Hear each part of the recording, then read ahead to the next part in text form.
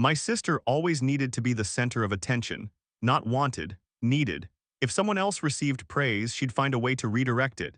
If someone else succeeded, she'd remind everyone of her own accomplishments. If someone else had a special day, she somehow made it about herself.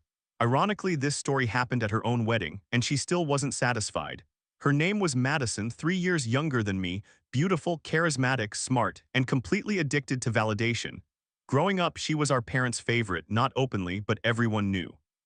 When Madison got a B, it was celebrated. When I got straight A's, it was expected. When Madison quit college twice, she was finding herself. When I joined the Navy, I was accused of wasting my potential. Eventually, I stopped competing. You can't win a game when someone else writes the rules. I served 12 years in the Navy. Most people knew that much. What they didn't know was where or doing what, and I preferred it that way. The work wasn't secret. But it wasn't something I discussed at family dinners either. Whenever people asked questions, I usually changed the subject, not because I was mysterious, because I hated attention. Madison hated that. She always believed I was hiding something impressive. Something that might steal attention away from her, and she was right. Unfortunately for her, she chose the worst possible night to find out. The rehearsal dinner was held at a luxury hotel outside Boston, roughly 80 guests, family, friends, coworkers, business contacts. Madison treated it like a performance. Every detail had been planned, every speech rehearsed, every moment controlled. Then she noticed something, a man sitting near the back, older, gray hair, sharp posture. She didn't know him, but I did. And the moment I saw him, I nearly dropped my glass. Because sitting quietly at table 11 was Admiral Thomas Walker, one of the most respected officers I'd ever served under. I hadn't invited him.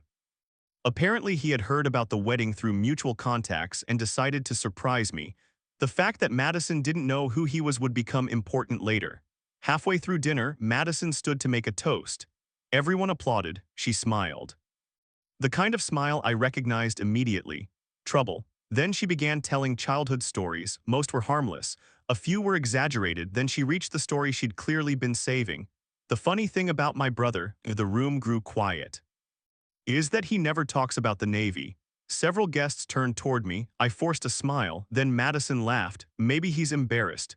Polite laughter followed. Then came the sentence, "Why don't you tell everyone your Navy nickname?" The room erupted because she already knew the nickname, or at least part of it.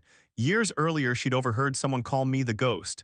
Ever since then, she'd mocked it relentlessly, claiming it sounded ridiculous, pretentious, fake. Tonight, she wanted an audience.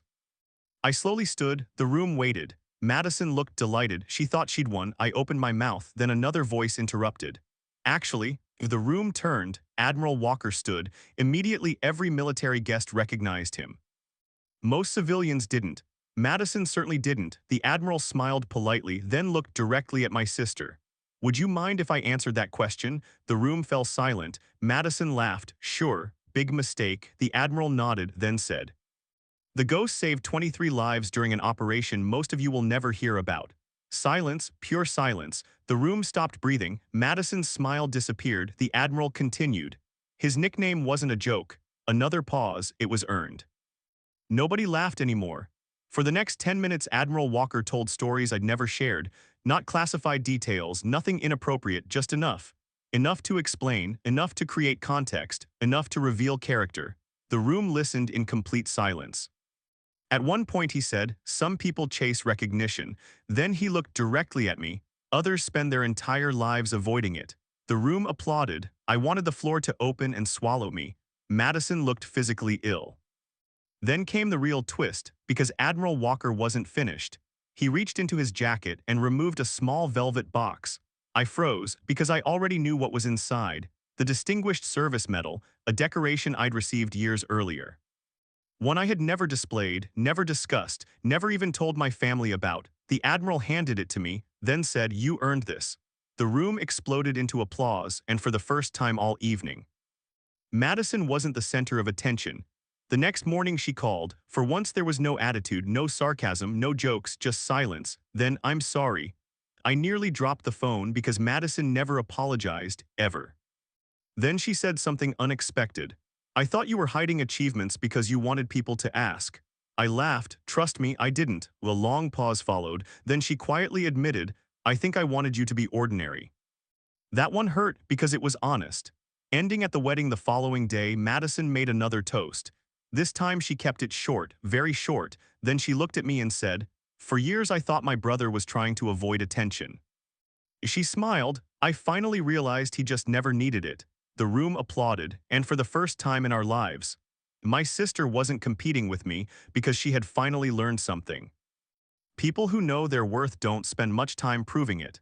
And the funniest part, the nickname she tried to use as a joke became the reason she embarrassed herself instead. Because the moment she said, "Tell everyone your Navy nickname," she unknowingly invited the only person in the room who actually knew the answer.